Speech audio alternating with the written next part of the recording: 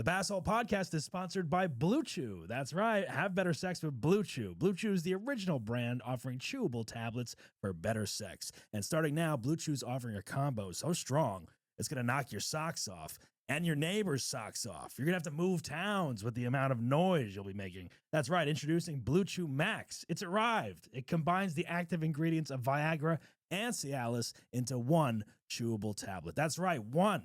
This combo acts fast and it lasts, and you can get your first month free by going to BlueChew.com and using promo code Basshole at checkout. That's right, just pay $5 shipping. That's BlueChew.com, promo code Basshole for your first month free. Now, let's meet some Bassholes. What is Podcasting from Basshole Studios in Los Angeles. What time is it? It's Basshole with Doug Bass. Asshole, major asshole. We've all been one. So let's laugh about it. Now, here's your host, Doug Bass. He's an asshole. I knew it. I'm surrounded by assholes. Hey everyone, welcome to the Basshole Podcast. My name's Doug Bass. I'm your host. Thanks for joining us. Make sure you follow us on all social media at Basshole Show. The YouTube channel is Basshole Show, where you get the full YouTube video experience. I'm excited for our show today. In the studio today, we have my good friend. He's a producer. He's a comedian. He's a podcast studio owner. He does it all, actually. Keida Mascaro is here. Keida, how are you doing, man? I'm good. Are you deaf? These fucking headphones are so loud. Are they loud? I can lower them. I can lower them. I mean, I'm usually not on that one, so maybe that one's a little loud. Is it too loud for you? Did you have like some geriatric person in this chair yesterday? No, They're a little loud. All right, let me lower it. Hold on. I actually asked you if you were deaf and you didn't even hear me during the commercial. Yeah, that's great. That's great. I mean, the intro video audio might be a little loud too, so who knows? This is so great. Thanks for being I here, am man. so excited about this. Yeah, this is great. This is the new studio. I was in here like what, a month ago? Yeah, you saw it while it was kind of still being built. Yeah. And now we're pretty much there, I would say. With a few minor It's cleanup killer. situations I mean, and whatnot. it's just perfect. Yeah, Yeah. I'm happy with it. It was a lot of fucking work, I mean, Yeah, obviously. no help, so I was doing everything myself, which is not fun. But a lot of late nights and a lot of swearing in here by Yeah. myself, feeling like What's your favorite go-to swear word? Oh fuck shit, god damn it, like that's just People think I'm probably horribly misogynistic because my favorite word to say is cunt. cunt. See, that's Fucking cunt. that's And I mean, it's yeah. not directed at anybody. No, it just no. feels good. Right. No, I get that. That's not one I would say like out loud to myself. Like if I'm like building something and the screw and the thing Yeah. won't line up or whatever. I'll let that fly all the time. And then sometimes I catch myself saying it in the backyard and I'm like, I should probably not use that word in the backyard. My next door neighbors who are like my good friends, they think I'm like insanely crazy yet funny because I'm like literally my whole day is just like fuck shit, god damn it, like the dogs. I'm like It's an trying Italian to thing. build something. Yeah, it's like it's It's an East Coast Italian it is thing. an East Coast thing. Yeah, I think it's just like you're just fed up with everything. You're trying to do something, trying to get it right, Yeah. and then it doesn't end up the way. Like yesterday, I was replacing my door garage knob because it was broken, and I bought like two different ones, and one of them was working, one of them wasn't, and it was like it should take 30 to 40 minutes to do this. It took me 3 hours. I was like, God damn it. I was like, God damn, the little things like that where it's like, now this is a whole day fucking ordeal, which I don't have time for. But I have to say, like, the swearing does help. Yeah, it does. It's therapeutic. It kind of gets things moving. I don't know how to do stuff without swearing. Yeah. I mean, have you ever met anyone? This is a good question. Have you met anyone like lately in your life who does not swear, who is like, no, like an adult, like, no swearing, or I don't swear. Like, have you ever met anyone like that? I don't think in our world maybe that person exists. Not many, but you know what I hate though is when people want to swear, but then they say frick instead of fuck or god darn it, or like gosh, or that makes me want to punch shoot. someone. Oh shoot, yeah. Like that. Like I hate it. I'm like, what are you, fucking 12? Right. Like say swear. Right. It's always interesting, like the cutoff line of like when you're a kid and like because like I see like my friends who have kids now, even like my sister and stuff like that. Like, Is that you or me? I don't know, that might be me. It's you. Maybe. Well, I don't know. It doesn't matter. We all have phones. We're all interrupted at all times of the day.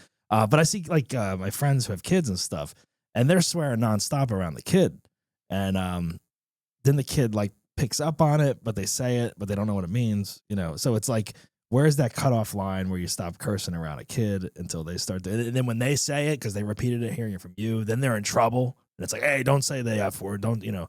It's like, well, you say it, you know. And then there's like that period of time when you're a kid, and like, you know, you're not supposed to curse ever, you know, it's bad. But then I think when you get like, you know, 10, it's like you start like saying it, and then it's like, oh, I better not say it around my parents or something. you know what I would do? And then there's an age appropriate where you're allowed to do it all of a sudden around your parents or whoever, and it's like no one cares. It's interesting. What I would do if I had a kid is I would swear all the time. Yeah.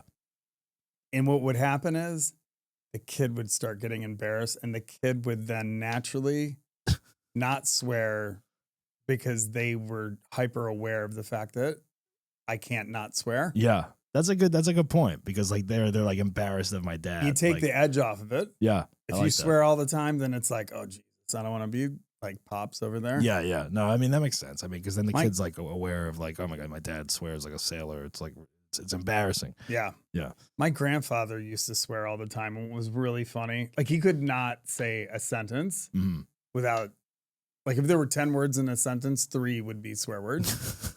and I have, well, only one still alive. I had twin nun aunts. Twin nun aunts? Yeah, they were identical twin aunts that were nuns. Wow, that's interesting. On my mom's side. You've never talked about this. Yeah, on my mom's side, Aunt Lois and Aunt Doreen. And when I was a kid, they, you know, in the 70s, they used to wear their habits and stuff. Yeah, so it was like an episode of Monty Python every time they came over. Would they come over in the habit? Yeah. Really? Yeah. That seems insane. Interesting. Like, is that? I thought that would only. I don't mean. I don't. You know. Yeah. Nuns, they don't do that now. They don't. In the right? 70s, it was still because I'm trying done. to think. Like, I grew up Catholic, and I went to like, you know, Sunday school and all that stuff. And there was a nun. I think her name was like Sister Katie or something like that. But it was like, I never have been around a nun that has worn a habit. It was always like they had like a business suit on, or I don't know, something like that. Like I don't think I've actually seen a real nun in a habit, like in person. Yeah. Besides watching like Sister Act or some shit, you know. Yeah. No, to me, it's almost like, oh, it's just a Halloween costume. Yeah, no, it looked like Halloween every time they came over, and I couldn't tell. The only reason I could tell them apart was one wore brown, one wore blue. Oh, well, at least they did that. Yeah, Sister Doreen. Did you have to call them sister, or did you Basilio. call them Aunt whatever? No, I called them Aunt Twins. Aunt Twins, yeah. Aunt Doreen, Aunt Lois, but they were.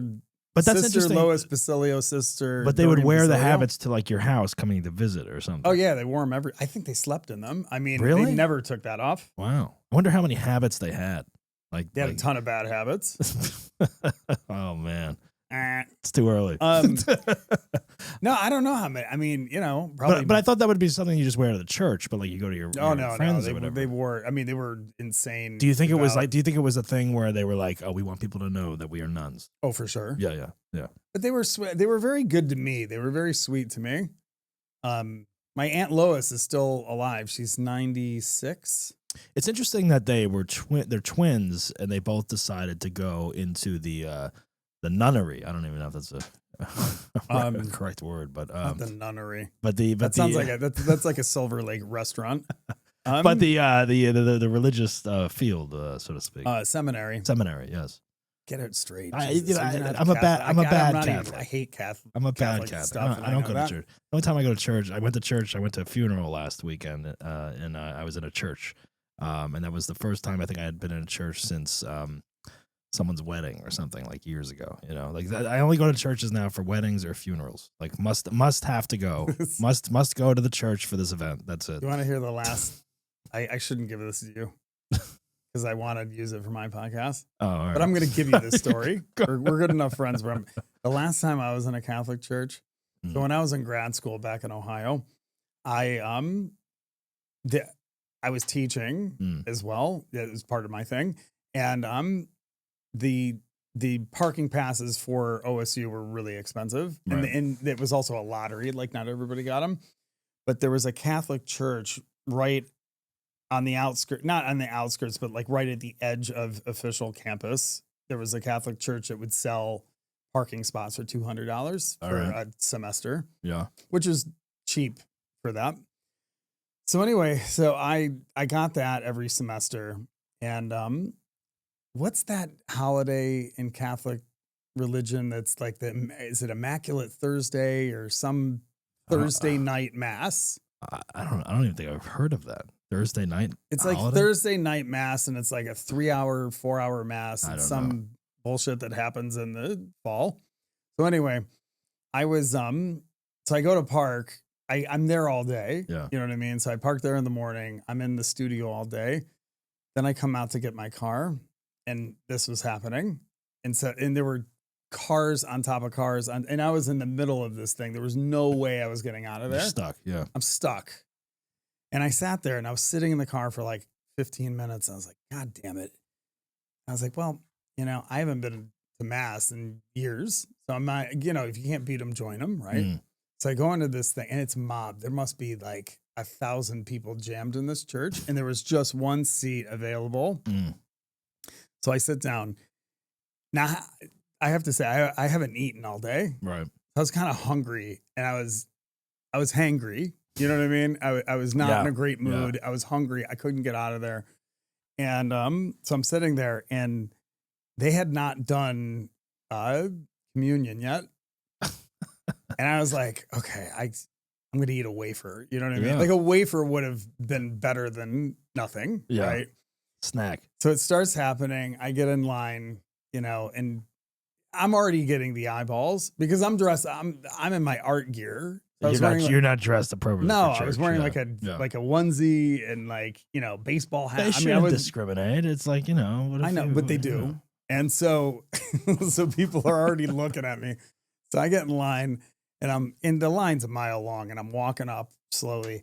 I noticed that it's not the wafers. It's the pieces of unleavened bread that's hand broken up. Oh yeah. How does that work? It's like they have one giant communion or whatever. Yeah. And So they break had it up, right? Yeah. So they had like an altar boy holding this big plate. Yeah. And it had like a big pile of unleavened bread on it in place of the wafers. So I get up there and my stomach starts growling. And I was like, I couldn't resist. So I get up there and the priest is like, body of Christ. And I was like, large piece, please. Large piece. You're like ordering a combo at the McDonald's. Like, large piece, please. And then, and Can I have a little bit I'm more? not kidding you. Oliver, like some more, please. Dude, I'm not kidding you. Every person within an earshot of me was like almost threw up laughing. How old are you? I was like 40. Oh, this is like 10 years ago. And yeah, literally every single person. It was hilarious. I mean, it just came out of me. That I was is like, funny. large Or like, piece, what if you please. went up for like seconds? Like you go around again, Yeah. like for like another round. And it was great.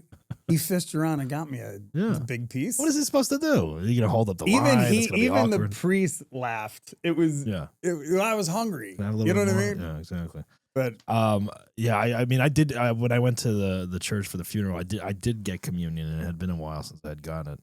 you're not supposed to get it if you're going once a decade. Oh, you're not. Mm. I mean, I've done my communion. What are they going to do? Say no? I thought it was like if you went through the communion service when you were a No. kid, you're allowed to get it. Like I mean, like you are checked that's- off. Like for getting it, you're okay.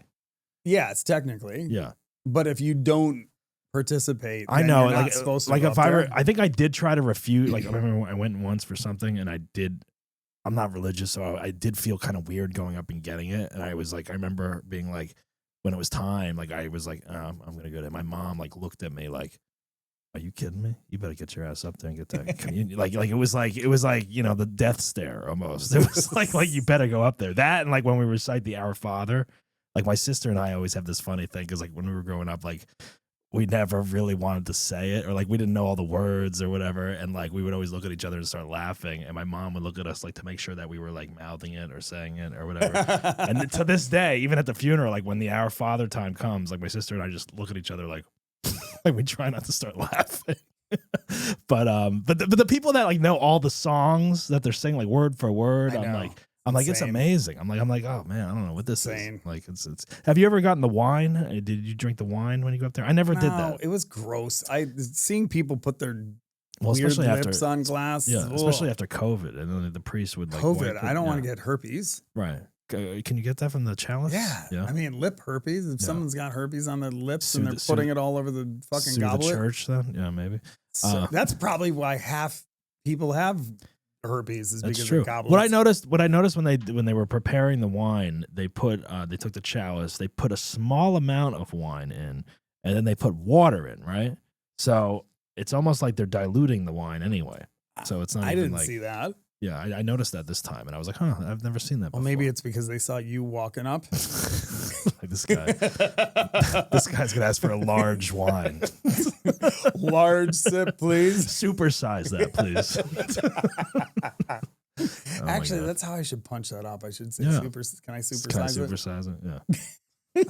It is a fun. I need to put that bit on stage because it is really, it's fucking hilarious. It's a good bit for you. Like I even laughed when it happened. Yeah.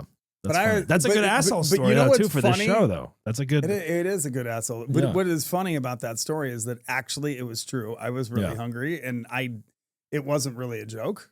Yeah. Well, they probably saw how you were dressed, and they were like, "This man needs help." Honestly, they probably thought I was homeless. Please give him a bag of the communion. Yeah, them seeing me go up there made them feel good about themselves that they let homeless people in. Yeah. For the day. Well, that's what I mean. Can they really turn away like a homeless person? I would say. I mean, they do it all the time now. That's sad, right? Because those are the people that need the Lord the most. I would say. Yeah. I don't know. Well, that's a good story. That's a good asshole story. It's a funny story. It's an honest story. I like that.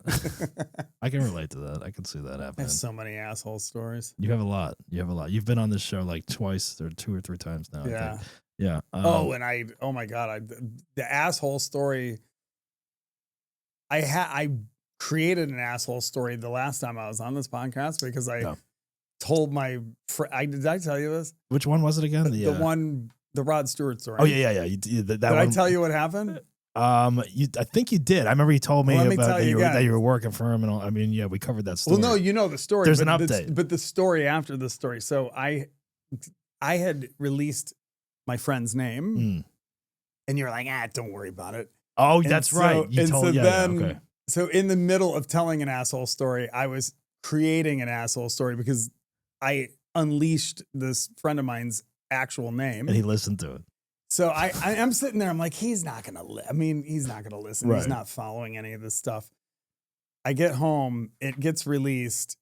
And literally 10 minutes later, he sends me a photograph of his television with the episode playing. He's watching it. And I was like, holy fucking shit. And I'm just sitting there. And then, so then we ended up talking. I was so mortified. Was he pissed off or did he enjoy it? He was so gracious. Really? Okay, that's good. He was gracious. However, according to him, he was watching that episode with his wife. Oh, okay. All right. And I told him, I was like, look, I had to punch it up. Yeah. Even though I wasn't punching it up. But I told him I was punching it up. But you said his name. I do remember that, right? Yeah. And it was a lot of people, they come on and they try to eliminate certain people's names or whatever, for not causing problem. But Keida was just like, let's just say his name. It was. I didn't say that. I didn't have that attitude, but it came out, and I was like, well, I know. And we don't really edit on this show, so no, unless it's like someone committed a crime. Oh, I actually was mortified, and I told him, I was like, I'm really sorry. Yeah, I did not mean that to happen. Well, especially, and I mean, it's a really funny story, but I had no interest. Well, I apologize to you and your friend for our show causing yeah, you turmoil. were kind of an asshole too for not editing. I don't think you put the request in, did you? No. It was. I mean, that it is an happens. epically funny story, though. That's why I try to. I mean, I don't know. I always warn people before they come. It's interesting because when we do the live show of this at the Improv, it's like people will go up there and say anything. They'll say the craziest, raunchiest shit, like, you know, and then like we film it. Usually, you film it for us, which is very always appreciated. But they'll film it, and then sometimes we'll release those clips, and they're like, whoa, hang on, or they'll come on the podcast and be like, I'll be like, hey, let's talk about that story you told the live show. They're like, I'm gonna tell a different one. And it's like, okay, because now we're being recorded. There's cameras everywhere. There's lights. It's like, oh, okay. Here's a different side of your assholeisms. It's like they're worried, you know, all of a sudden, because now people are gonna watch it on the internet. Yeah. I was thinking about this the other day. There was an asshole thing I did the other day that I was like, oh, I gotta tell Doug about this. And of course, now I forgot it. That's all good. That was a good asshole one. I like that one.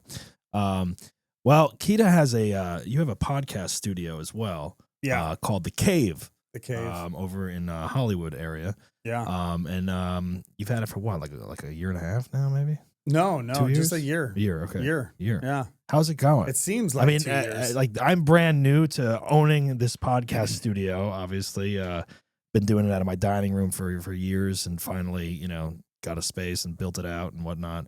And yeah, it was quite the undertaking. As you know, building your own space.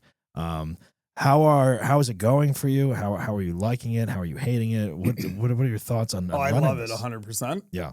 I love being in it all the time. Yeah. Like now I'm in it like every day. Yeah. That's And good. now my dog and cat don't like it. That is one thing They're I've noticed. really upset. They Yeah. are honestly. Mine are the same, and I live literally like a block from here.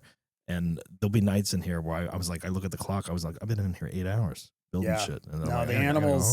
animals are pretty pissed off about it, and I need to find a way. It's all about rhythm. Yeah. And right now, I've gotten so busy. Right now, I need to hire someone to help me. Yeah. You know, mainly there's a kid that. Oh, this is brutal. So there's this kid, Colin. I'll release his name because He knows. I'm gonna roast his ass Oh, on all right, here. all right. Nice guy, but fucking, so the other day he's in the studio. He's an adorable human, and I met him at Starbucks, and he's an actor and a comedian, and he's funny. He looks like, he has a kind of Jonah Hill, but like if Jonah Hill was handsome, I mean, not that Jonah Hill doesn't have a good look, but He's not. he's coming like on a the show. It's fine. You good-looking. can say whatever you want about Jonah. What? Said he's not coming on this show. You can say. Oh, whatever. he might. So anyway, Colin, he's come to a couple shows, and I don't know, it came up the other day. He was like, yeah, I think he's trying to get out of Starbucks and get into, he just moved here, I think a year or two ago. He's from Boston. Brand new, yeah. And terrific actor too. Really good. I've seen his work, and he's like a really good actor, really funny, interesting human, really sweet. So anyway, he comes to the studio the other day, and we're just talking, and then I don't know what happened, but at one point 9/11 came up. I have no idea why 9/11 came up. But 9/11 came up, and he's like, "Oh yeah, that was the year I was born." Right. And I was like, "Wait, what? What'd you say?" Yeah. And he's like, "Yeah." I was like, "Wait, well, how old does that make you?" He's like, "Yeah, I just turned 24." And I was like, "I'm gonna blow my fucking head off." I thought he was in his 30s. 24. Yeah. But he doesn't look like Right. old. He look. There's a lot of He's people. like- I mean, I've met a couple, 21-year-olds. They're not even born yet when 9/11 happened. And the thing that's fucked up about it is that if I was his dad, I couldn't even say I was a young father when I had him. Right. Like I was near 30 when this kid was born. Yeah. You know what I mean? I Like know. it's horrifying. It's crazy that was so long ago, and now we there's a whole generation who wasn't born yet, doesn't has heard about it but doesn't know what it was, or any idea of what that day was like. Well, and part of the reason why it threw me is because he's really mature. He's like a really well-adjusted, mature. Right. He doesn't track as like someone that young. So this kid might be helping you out, you saying? Yeah, I'm hoping to hire him. Well, that's good that you're in the position that the business is. Well, see, this is the thing. I'm not in the position. You're not. That's the problem. I'll tell you why specifically, and you're going to probably run into the same problem. Right. So in order to get a bunch of people in, like as soon as I built the studio for me, which now I have to fight for my own time, Right. and my own. And that's studio. important for you to really secure that, I would say. Yeah, because you're only going to make real money if you're the talent. Right. You know what I mean? So, when I was very early in building it out, all of a sudden people, because we produce shows, everybody knows us. And so everybody starts getting the word that I'm building a studio. This is happening to you now. Yeah. So all these people are like coming at me, but then I started wanting to poach people and get them into my studio. Sure. Yeah. And the only way to do that really, and then also I didn't have, I'm building this. I don't know anything about podcast studios. So I'm buying all this stuff I don't need. Buying stuff I do need. I had so many returns to Amazon. It was like I had a fulfillment center in here almost. It was like, this works, this doesn't work, this goes back, Yeah, like I've got all these chairs that I thought were cool, but don't work. Right. And so anyway, what was my point? So you're poaching people, trying to get them in. Yeah. Well, what was I saying? That you don't have time, or you're not making enough money to pay someone really, but you do need the help. So what happened was I got all these people in on deals. Yeah. Which was great because now my studio's full of real. I'm at a point now, like the first 6-7 months were getting a bunch of people in there, and then another 3 or 4 months went by, and like some have dropped off and some have stuck, and now I'm at a place where every podcast in my studio except for one is paid. Mm-hmm.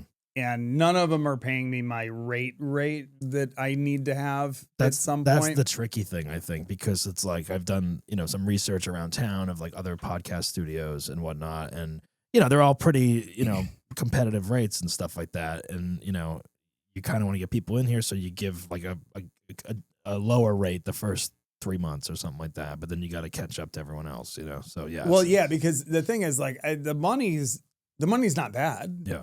I'm finally bringing in some decent money on the studio, which is great. Yeah.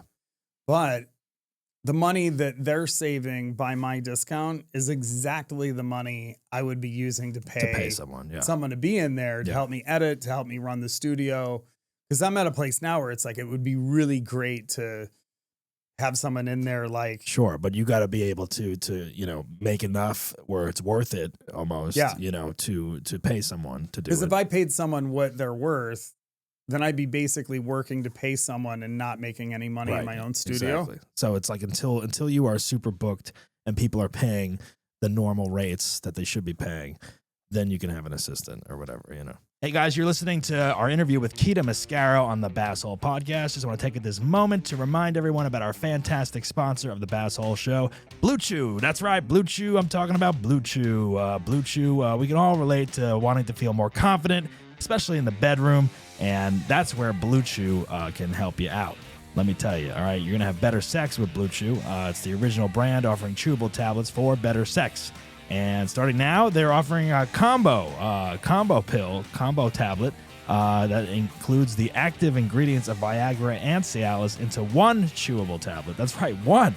You're going to have one tablet with both of those ingredients in the one tablet. That is insane. You don't have to have multiple prescriptions anymore. You can just have the one, and you get everything all in one. That's more horsepower. Enough said. You're gonna feel like a horse in the bedroom after you take one of these things. That's right, a racehorse that's going for the blue ribbon. Guys, you're going to want to get this. You can get your first month free using the promo code Basshole at checkout. That's right, BlueChew.com, promo code Basshole, and you get your first month free. You're going to pay just $5 shipping for the shipping and handling. Take care of the post office guys, and you're going to get that in your mailbox, and you're going to have the weekend of your life. Let me tell you, I love BlueChew. I can't do anything without it. I need to take it at all times just to be ready and prepared, because you never know when that moment is going to strike. You know what I'm saying, guys? You never know, especially as you get older, because the opportunities are not always around like they were when you were, in your 20s. Now you're lucky when something happens. So you want to be prepared. Get that Blue Chew. That's right. BlueChew.com. Use promo code Basshole for your first month free. And we want to thank Blue Chew for sponsoring the podcast. Now, back to the interview. So I have thought, and I don't know if this will work with Colin. I have thought one solution is to offer free studio time, or not free, trade. Like you know, take what my studio hour prices are versus what I would pay someone, and then just work it out where it's like maybe 4 hours of work per hour of studio time. Yeah, that is a good idea. Like if it's a comedian or something that wants a podcast, it's like, hey, because a lot of those young people can't afford a good studio. They can't afford it, but they're talented. They got good ideas. Yeah. And if they can do a weekly podcast for free in a state of the art studio, it's like in exchange for, I don't know, 4 or 5 hours a week of editing and helping me in the studio. Or like running a session when you can't be there or something like that. Yeah. Yeah, the main thing I need help with right now is the editing. Yeah. The editing is just, it just. Well, that's, yeah, because shooting is not a big deal. Doing, editing I haven't even offered editing services yet as part of this studio. It's like, I want to get some people in here that want, because we're doing live editing right now, which cuts out a lot of, work at the end of it. But we also have the capability to do editing because we film each camera individually as well.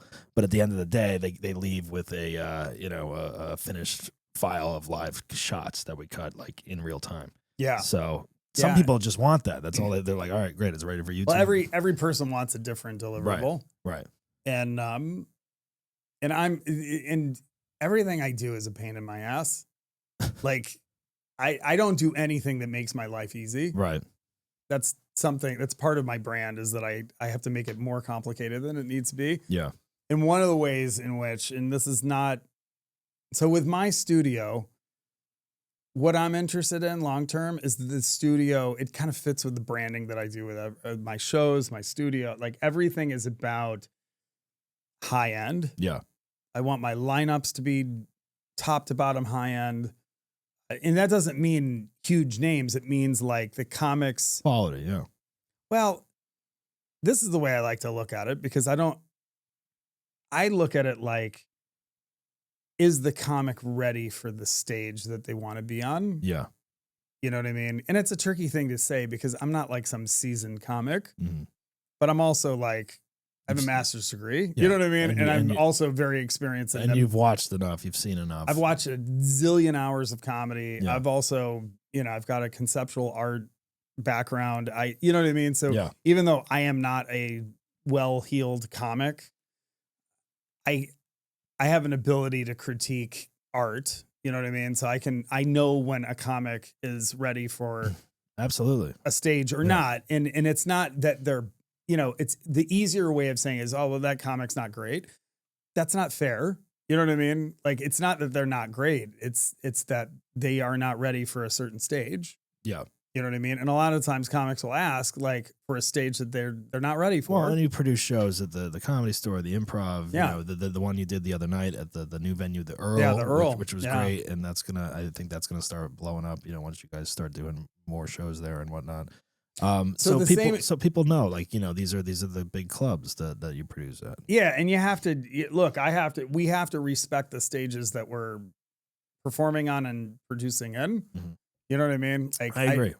It's the fucking Comedy Store. It's interesting because it's like me as a producer, like I do the Basshole show, the live show is very different than a regular stand-up show.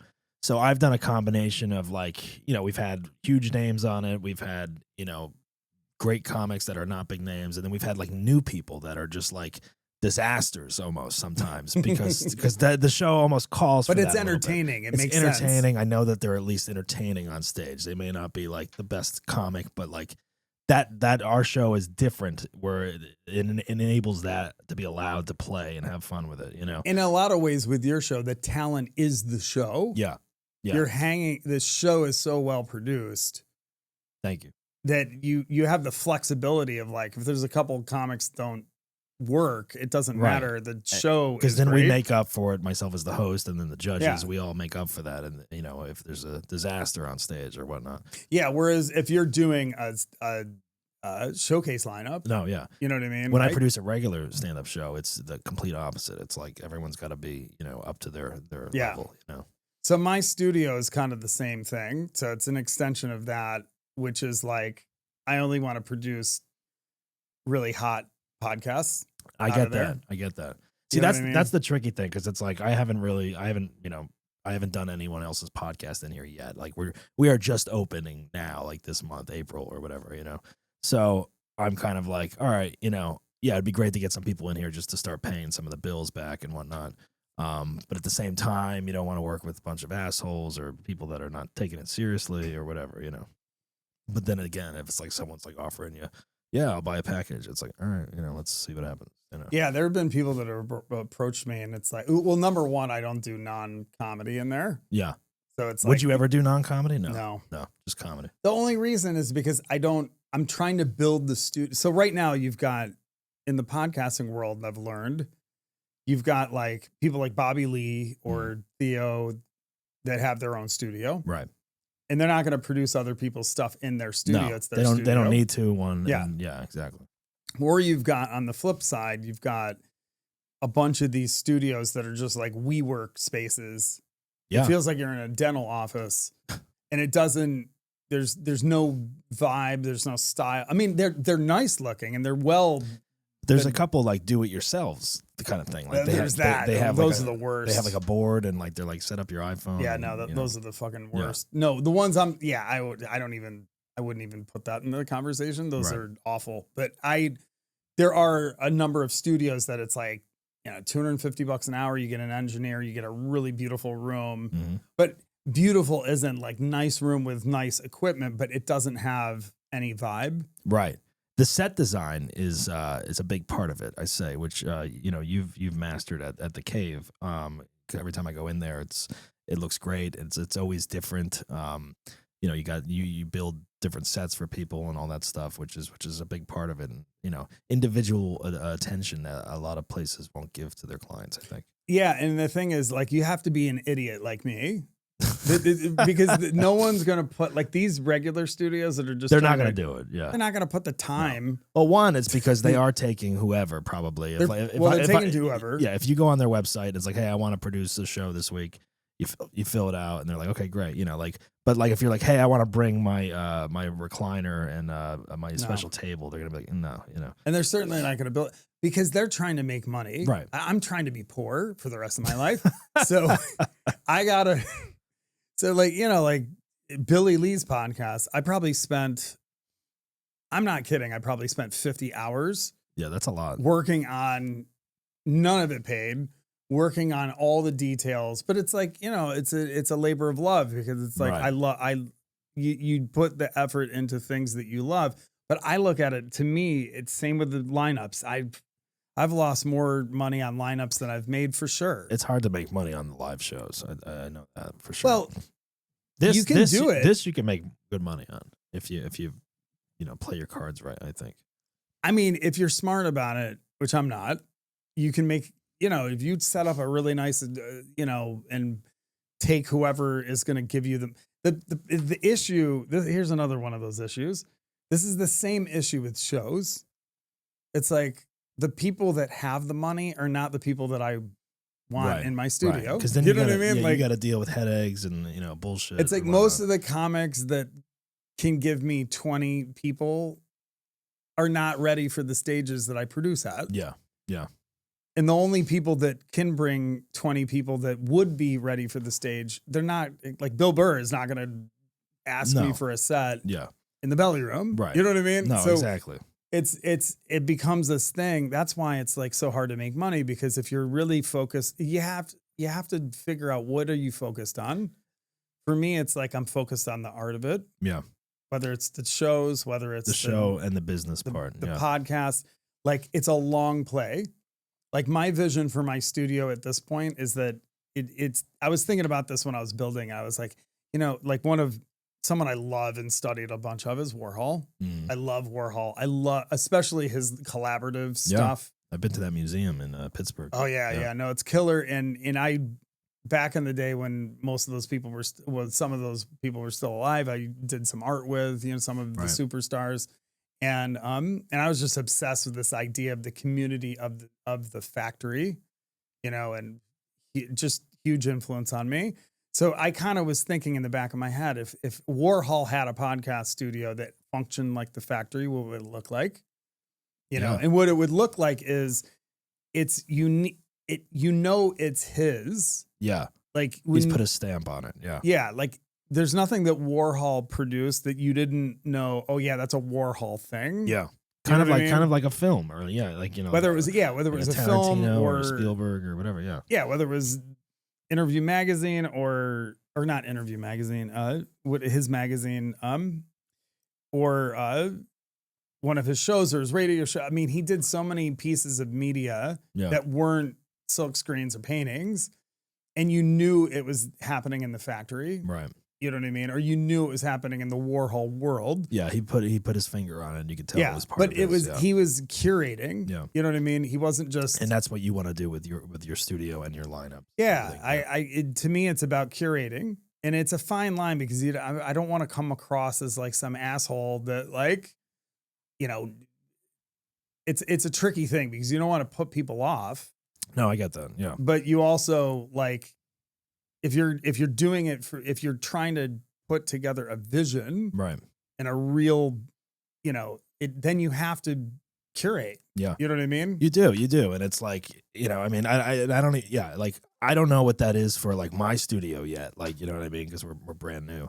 You know, I've been starting to film my show here. But that's it right now. So it's like, as people hit me up or come in and are interested in shooting something here, it's got to be like, all right, what is it? You know what I mean? Because like, if it's something that like the topic or whatever, the vibe is like really anti whatever I believe in, obviously I'm not probably going to do it, you know? Cause then also it's like, you know, the look of your studio is out there, on the internet for, you know, whoever decides to shoot in there. For this show, I've kind of made our own look, you know, like I use these backdrops for Basshole that I probably will not allow other people to use just because I want this show to have its own look, even though it's shot in this studio. But when other people come in, it'll look a little bit different, you know? But again, like, yeah, like people will start seeing your space online. They'll be like, oh, that's the cave, or that's Basshole's podcast. And that's what I want. I want people to be able to see and go, oh yeah, they must be shooting in the cave. Yeah. You know what I mean? But it also comes with like, oh yeah, all these podcasts that are shooting in the cave make sense. Right. Because it's curated. It's a little world that you create. Yeah. And I want it like that because I want it to be a scene. I want there to be, we live in this, especially now, we live in this world where there's no, you know, everybody's doing their own thing. There's no cohesion. And I love the idea of having like a scene. And I'm in a unique position because I'm not a Bobby Lee. Right. You know what I mean? I'm not like this big name with his studio. I'm like, I'm a producer. I mean, I do comedy, but I'm a producer. And it's like, I like this idea of having a space that like I don't know of another space in town like mine. Yeah. The closest thing to it would be like maybe Jam in the Van, but Jam in the Van is a venue, and Jam in the Van is also connects people with sponsors, and they're your place is unique because you got upstairs is your studio, yeah, which is a good size, and then the Earl is below, and then the Earl's below, so a performing venue. So you got it built in there, which is great, you know. Yeah, I'm moving. I did talk to. I've started conversations with people who broker between podcasts and sponsors. Yeah, we should actually talk about that. Yeah. I met with this guy from a company in New York that does that. And that's the next step really, is to start providing that stuff to my podcast. So that way I'm not just providing an atmosphere for the podcast. I'm also really entrenched in the business. Yeah, it's true. I mean, I've gotten, you know, I have one sponsor for this show, BlueChew, which we love. And then I've been talking to another one. But again, it's like, you know, they're not offering a boatload of money, you know what I mean? But it's like something to keep it going, something to help pay for the production, the space, you know, like, you know, just something, you know, it's well, what's great is you get the boot off your neck, and then the more you can take that stress off, the more you can concentrate on the art of it. Right. And it's like that enables me to be like, all right, you know what? I should be shooting 2 episodes a week. And just flooding content out there on the internet and whatever, you know, and having that little sponsorship money come in to help pay for the studio, the space, the whatever, you know, it's like that enables you to be like, all right, I don't have to worry about the rent this month or all of it or whatever, that way you can keep going and going. And then also trying to get other podcast clients in here to help subsidize, rent and whatever. And then eventually, hopefully make some income off of it, Yeah. And I think you got to be clear about what's important to you. Yeah. For me, what's important, number one, I mean, the business is important, but it's a long-term play. It's long-term. You really gotta love doing it. And then also it's not going to happen overnight, which is something I kept telling myself while trying to build this place, because I rented this office in late December, and then, the fires happened and like everything was delayed like a month and a half. And then I started working full time, and I was like getting very frustrated with myself. Like, God damn it. Like I wanted to build this. I wanted to do that. It's like, and now I'm going into month 4 of having this place, and we're just getting started now. So I'm already like, all right, I'm already 4 months in paying rent and whatever. And like, it's like, all right, I haven't even started yet. You know what I mean? But yeah, it's a long-term thing, and you got to be patient. You put the work in, but you got to be patient. You got to ask yourself, are you making, you kind of fall into one of two categories. You're either making your money off of rent. Yeah. You're renting your studio out to a podcast, Mm. and that's where you're making your money. Or in my case, you're looking at IP. Right. You're producing. And that's one of the things, like there's only one podcast I am not the main creative producer on. Right. And it's Teatime with Gabby Lamb and Harper Rose. Mm-hmm. And Lee produces that. Right. He runs the Comedy Store. And the only reason I let him do that is because he's so competent. Right. And it really, what he's doing. He's not fucking around. He teaches me, you know what I mean? And that's great. And he's a joy to have in the studio, even though he's a grump. Actually, what was so funny is I don't know him, so I'm Lee's awesome. He's funny as fuck. He's really grumpy and funny. And so there was a file that got screwed up the other day. This is so great. And I was laughing I was howling when this happened. And I've been trying to get couches. I need a couch in there. You don't have There's a couch? multiple. Well, I do. Oh. It's shitty. Okay. We need a camera couch. Yeah. And I've been going back and forth with a number of the podcasts, and we're throwing, marketplace bullshit and whatever. And it's just been a few months of talking about this, and we still don't have the couch. Right. And so there was a file that got screwed up that I had to fix, and I'm like sitting there fixing the file, and I'm playing it to sync the sound, and he's sitting there bitching about the fact he's like, I sent him fucking dozens of couches and he still hasn't bought a couch. He's like bitching about me in the footage. Oh. And I'm like howling. So then I sent him I'm sending People him. should know that they're being probably recorded at all times in the studio. He's the engineer. And so I sent him a text. I was like, hey, I think the file's going to work, blah, blah, blah. And I was like, oh yeah. And can you send me another 20 couch options? And it was so funny. But anyway, I mean, at least it was just bitching about the couch and not just. I don't know. I need to listen to all the other footage and see what calling you a other piece of shit shit he's or- fucking talking about. But so Lee is like, what's great about Lee is that he gets the vibe. Yeah. The podcast is awesome. It's like, who doesn't want two exciting women and an exciting woman podcast in a studio? Yeah, you know what I for mean? sure, yeah. Like the two trend-setting comics and really edgy shit. And Lee is really competent at what he does. It's so much fun. And that one, what I do, it was funny because the first time we record, I didn't realize this was going to be the dynamic because everybody else, it's like, if you're in my studio, I mean, this is kind of the deal with me. If you're in my studio, I'm producing your show. Right. Like it's not a rental. Mm-hmm. And I've had to kick a few podcasts out because of that. Right.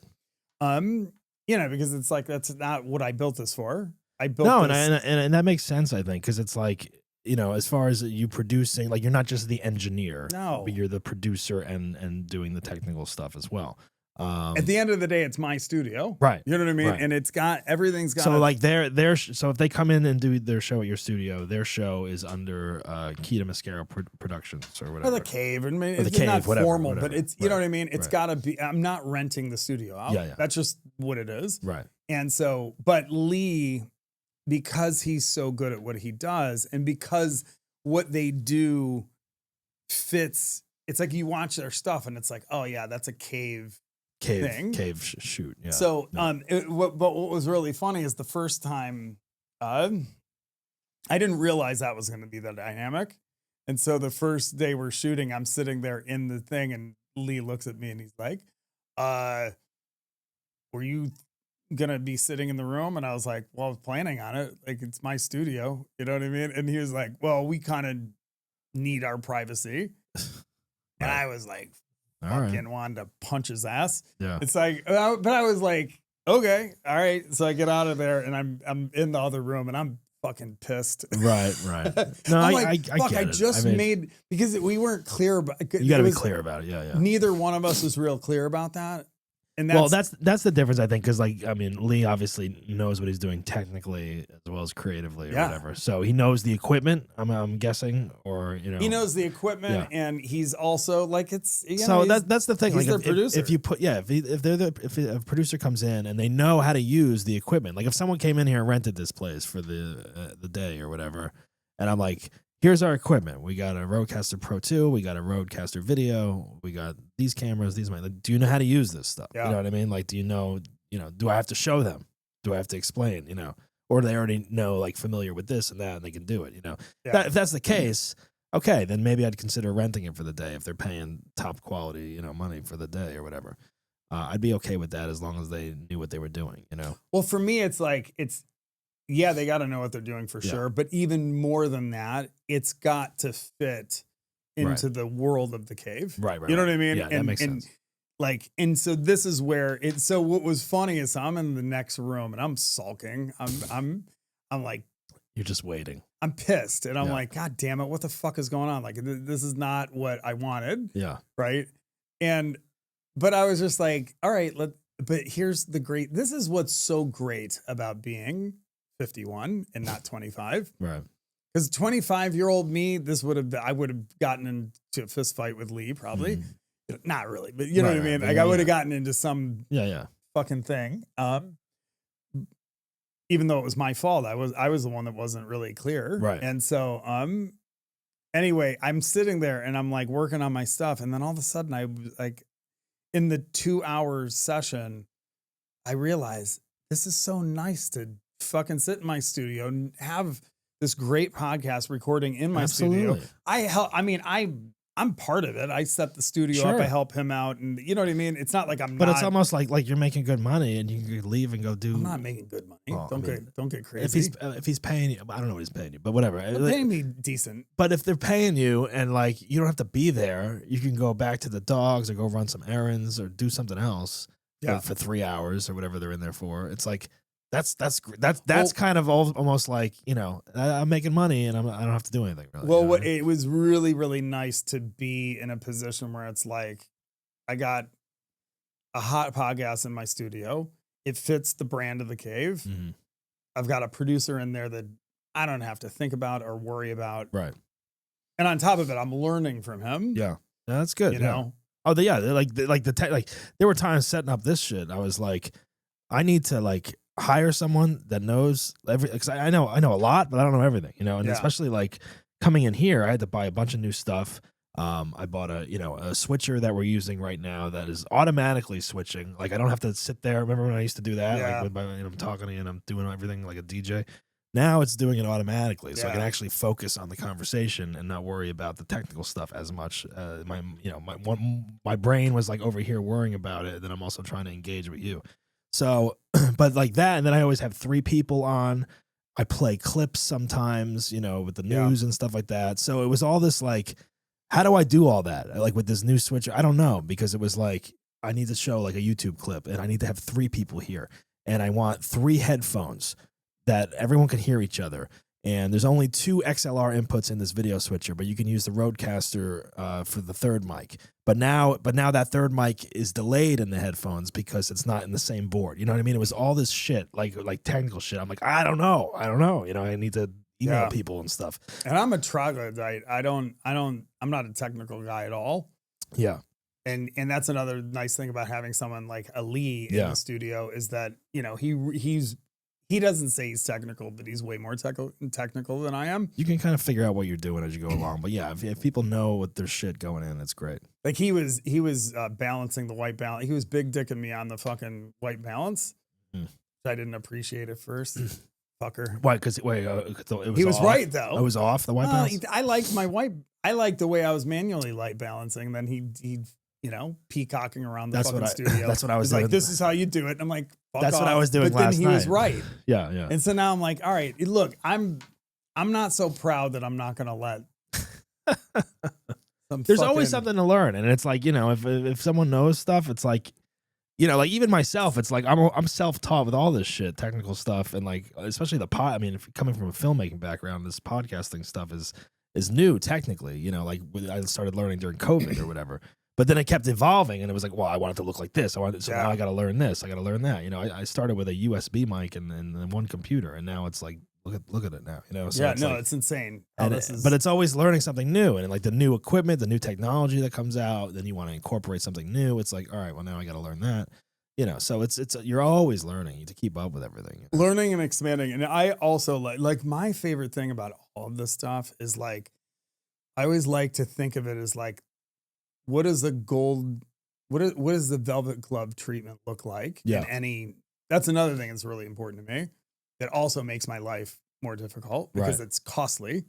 Yes. Like the other day. Yeah. You go above and beyond with your shows. You give everyone gift cards and thank you notes and fucking ice cream cones. And, but now the studio is the same thing.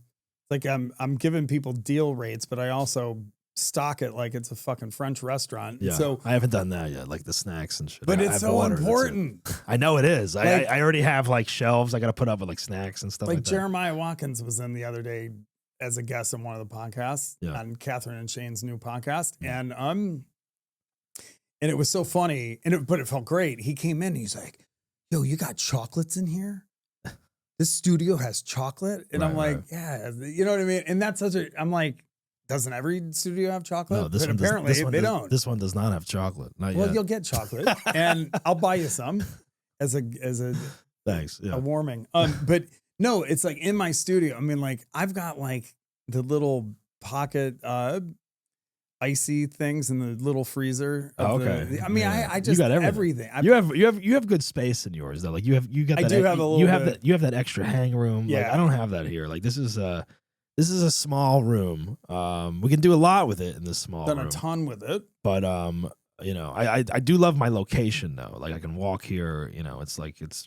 No, your location West is killer, and you don't have to disclose it, but your rent's great. The rent's great. Like you have killer rent for Hollywood. Yeah, so do I. Yeah, yeah. And what's a huge advantage about the rent is that I don't have to clear $3,000 a month just to keep my head up. Well, and water. that's the thing. It's like because I remember I was looking at a place in your building at one point, and that was cheap too. But it was also like, and then I looked at a couple of places over here as well that were much more bigger, obviously, but much more rent. And I was like, but it's built out. But it's not raw like my place. But I was also like going into this. I'm like, if I'm gonna do this, if I'm gonna buy and rent a space and build it out, it's like.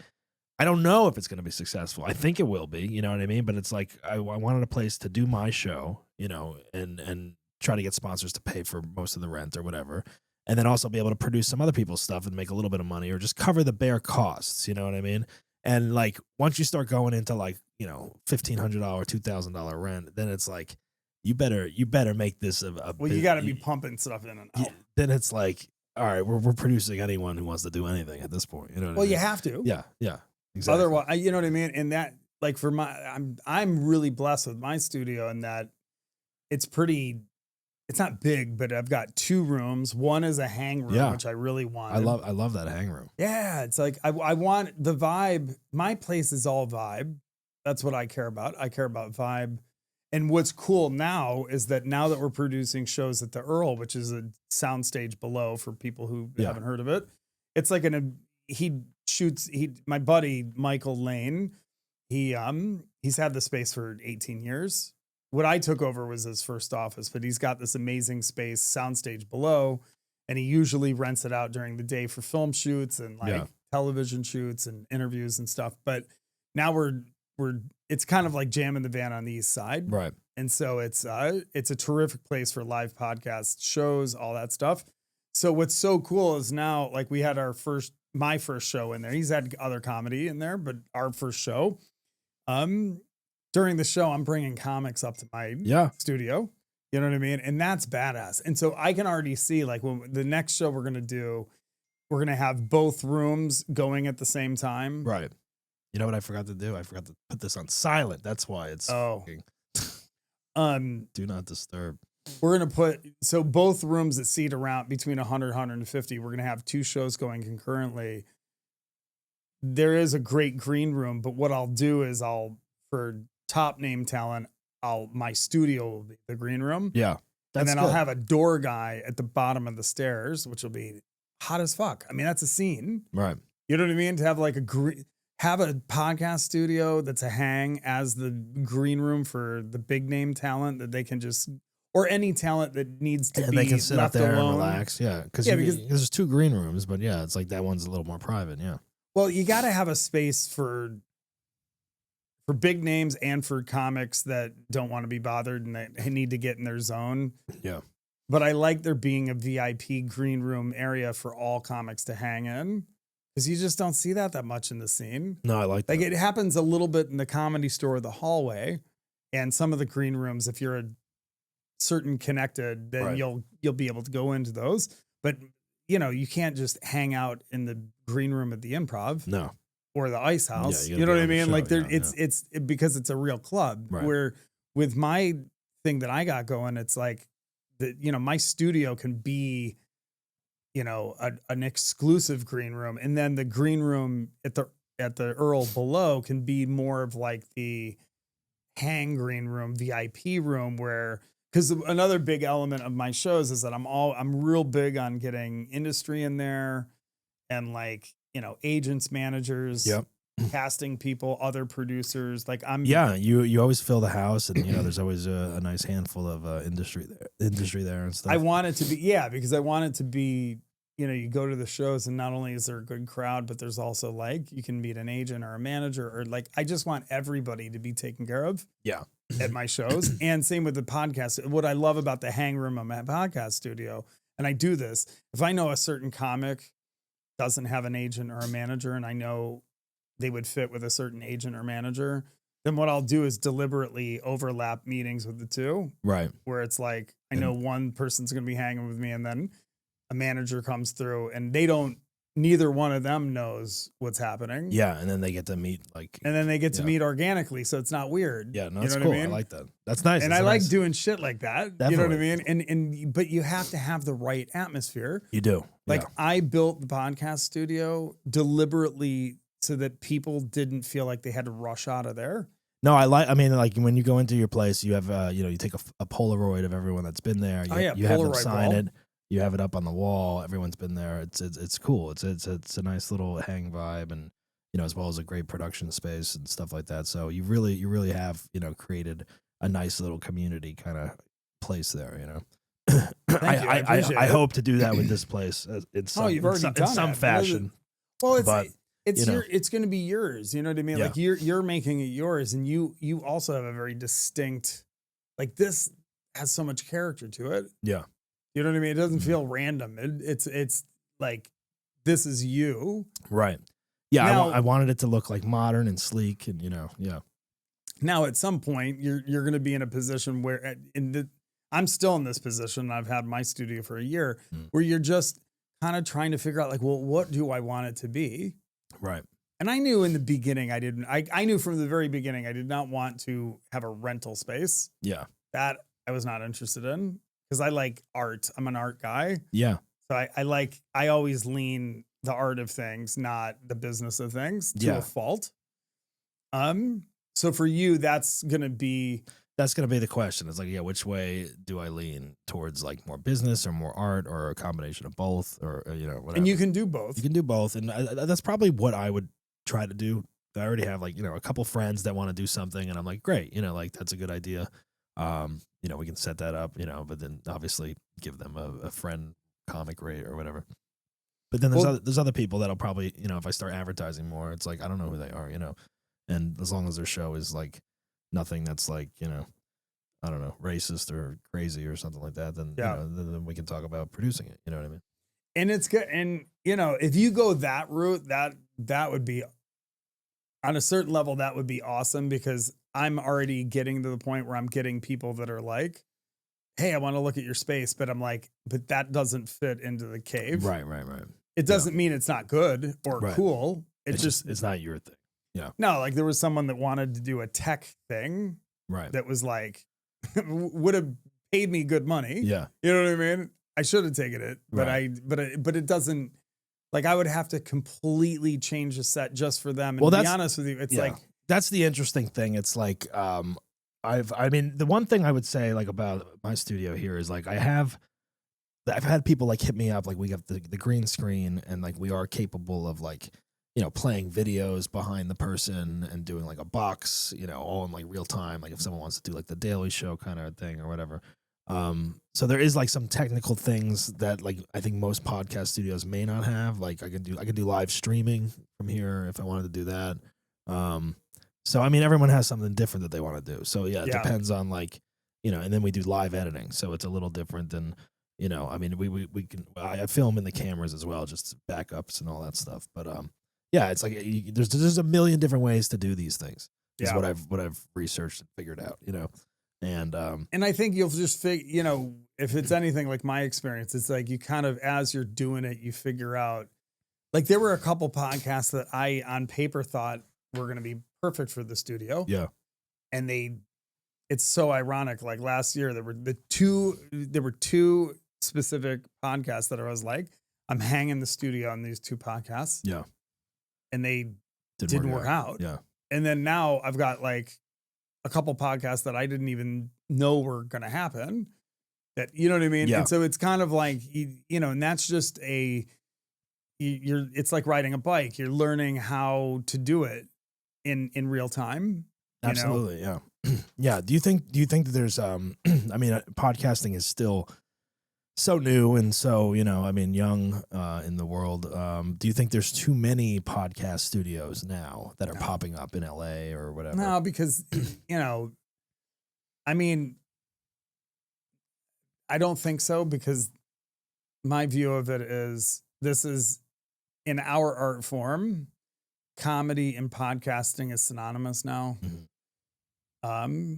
And it will be for the into the future, I think, quite a bit. And, you know, it's just like in town, it's easy to be like, God, everybody has a podcast and everybody's got, you know, there's too many studios, too many podcasts. But the reality is like every podcast in LA makes up like a tiny fraction of the amount of people there are in this country and on the planet. Yeah. You know what I mean? True. Like it's I mean, even the biggest podcasts, they're like, what does Bobby Lee have?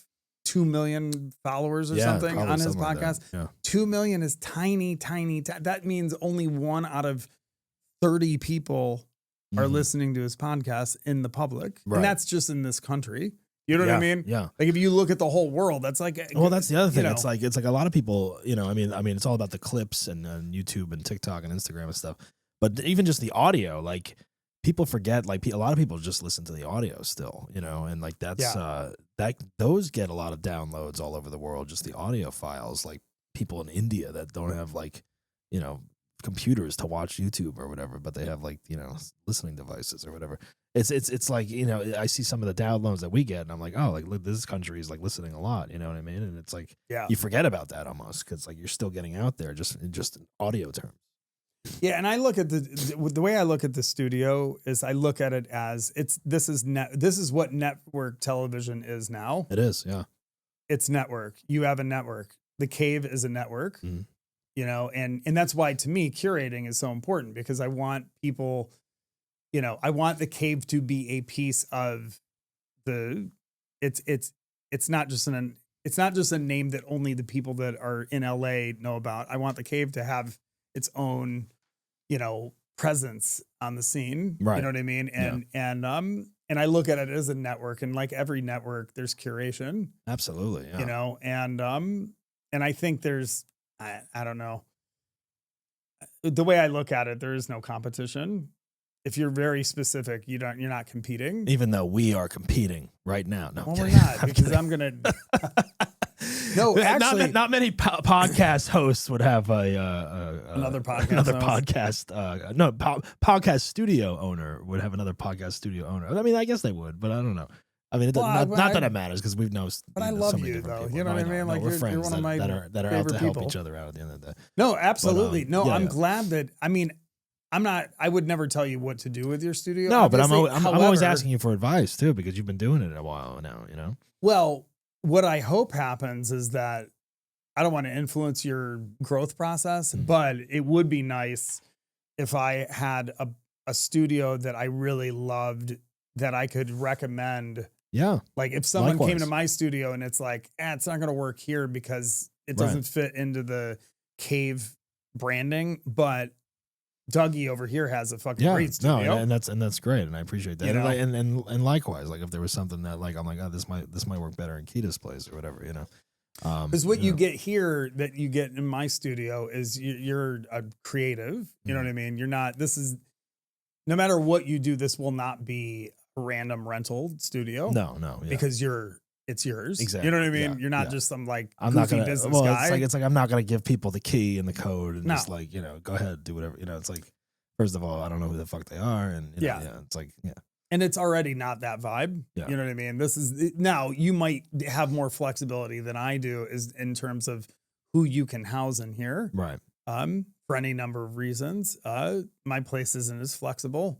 But I love and going to the competition thing, it's like that's something I really work hard to not be in the mindset of. Well, I don't think. competition. Yeah, I mean, I think there's first of all there's there's a million comedians and podcasters and all different types. I mean, even like like serious podcast or news or whatever. It's like there's other people that just want to talk about real estate or whatever. No, I just think that mindset of like competition is yeah. so fucking No, I think stupid. I think that was more prominent like back in the 90s or whatever. Oh, yeah. Like even like you think about like the late night guys, like it's like they all hated each other and now they're all friends. It's like So dumb. And it happens now. I mean, there's producers in town that most producers I can't go to a show and just walk in a green room.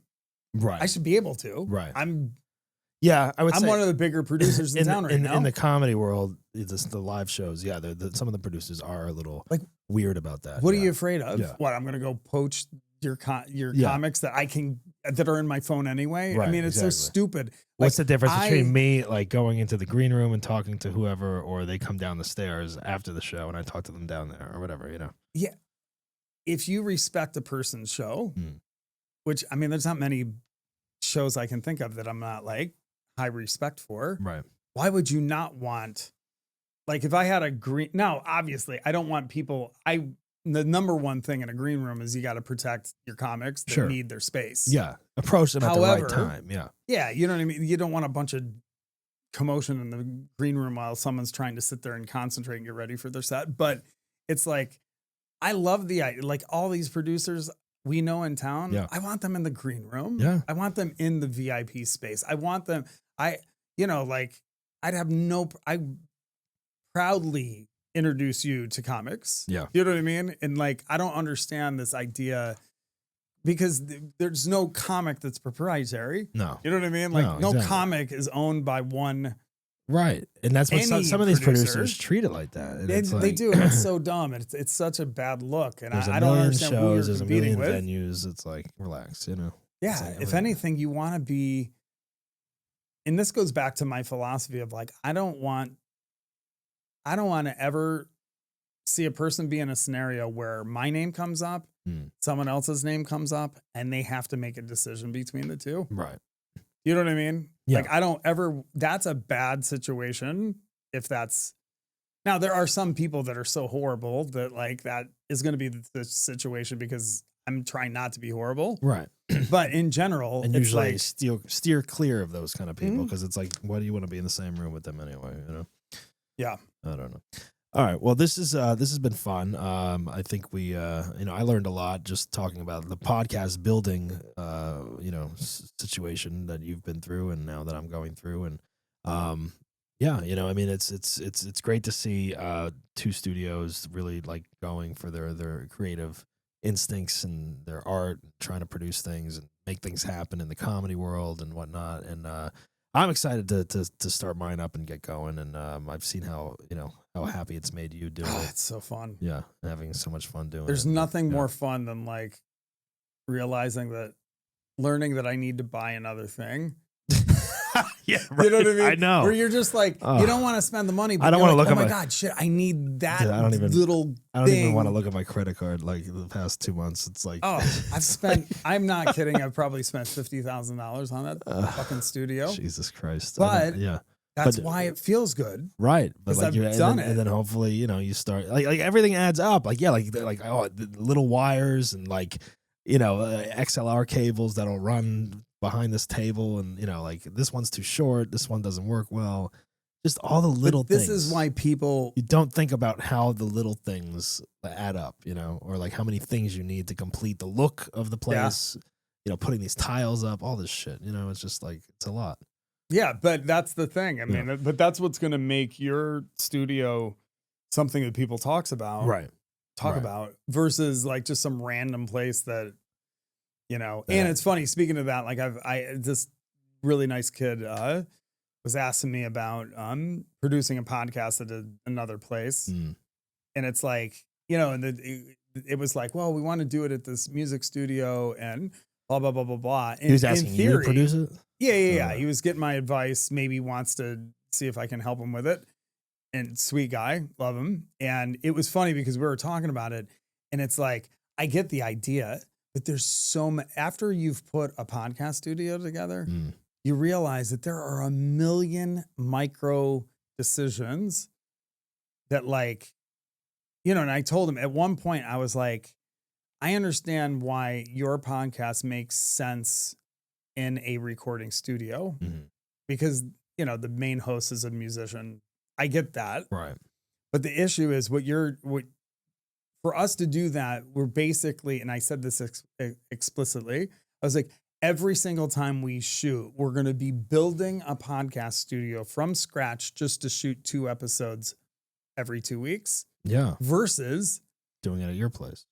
Building a set design that I can put up in a studio that's already all the bugs have been worked out of. Why does he need to do it in a real recording studio? Is it the look? Well, even if you're building a set in the thing, is it the sound? No, it's because the client wants that vibe, and I understand that.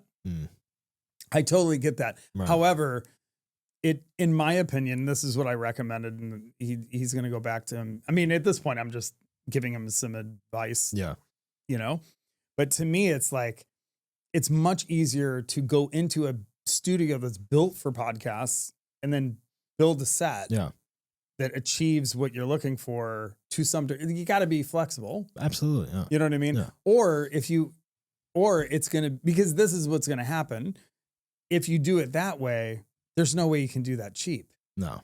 It's going to be outrageously expensive. And that's the thing. It's like, I mean, the people that are only filming like a couple episodes or whatever, it's like you gotta have a lot of material now. It's like you gotta be putting it out every week or whatever, Yeah. And it's like if you're only shooting a couple, it's like that's not gonna do anything, No, and if you're doing it a lot, and you have to literally build the studio every single time you shoot. That's a nightmare. I don't even know if I wanted, even if I had the time and the energy to produce that. That's so much work, and it's like, and if it's not like a network level budget. Right. Where it's like, okay, it's going to be $2,000 a day, $3,000 a day for this. Right. And that's still not really that much money. No, but it's like something to make it at least thinkable, worth it or whatever. Yeah. So, anyway. It's everyone has their own thing and whatnot. But, I'm excited to get going. And thanks for coming in and talking about the podcast studio owning world. And I don't and a good asshole story. We should come back and we should, Because you know what, there's a lot of people online that have an interest in building a podcast, what it takes to run it, how is it done, all that stuff. So like that's a whole other audience. Like besides talking about comedy, like the technical stuff, everything like that. People really want to talk about it and watch stuff. Yeah, we won't do it today, but at some point we need to have a conversation about the people and I get this all the time. You're going to get this all the time if you haven't already, Right. where they're like, well, it's too much money for the rent. So they're like, well, can you give me advice on like how to build a podcast studio in my house? Consultation. Thinking that they're going to save a bunch of money doing that. Right. And it's like, but that's the thing. You actually save money just giving someone like us Right. $250 an hour. Well, because it's like we have all the equipment, Yeah. everything's set up. You Like, you know how come much? in, No one thinks they're going to spend $50,000 putting a studio together. right? If they want to do it right, you know what I mean? They want what a $50,000 investment gives you, Mhm.